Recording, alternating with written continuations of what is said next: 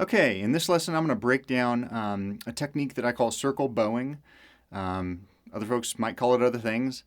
But essentially it's a good way to smoothly get from an A string to an E string, or D to A. So the idea is that instead of playing where you drop your elbow to get that new angle,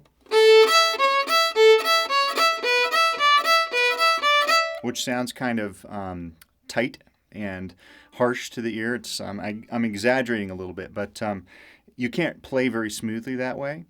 There's a way to incorporate your wrist into this. So the idea is normally when you're playing, you're going to have most of the straight wrist in here as far as like vertically.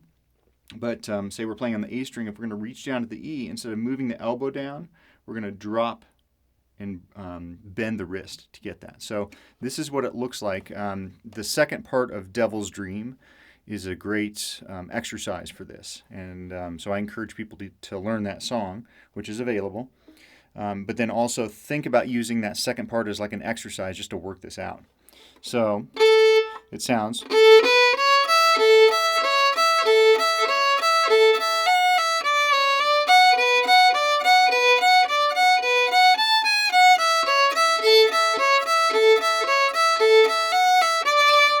Okay, so slowed down is a good way to start this. So down bow on the second finger on the A string, and drop your wrist and play an open E note. Open A. Just practice that.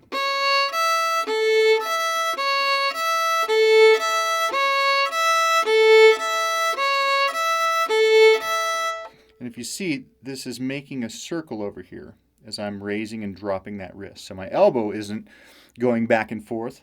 And instead, we're taking that stress up in the wrist. So there's some subtle things that happen with your fingers when you're doing that. As you drop your wrist down, your fingers have to extend a little bit, okay, and point away from your finger. As you raise up, they come a little closer. We don't want to rock the bow over and away from yourself as you're playing this. You want to try and keep that same angle with the bow hair on the string. So to do that, you have to, when you drop your wrist down, you have to sort of extend your fingers. Again.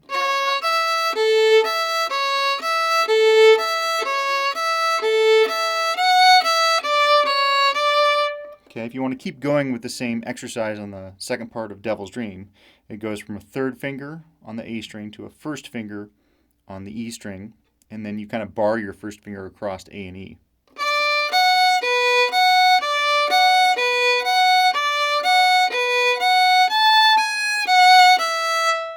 Okay, so that's the idea.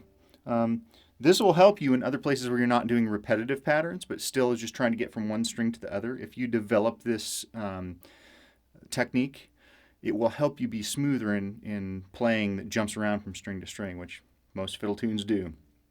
So sped up, it looks like this.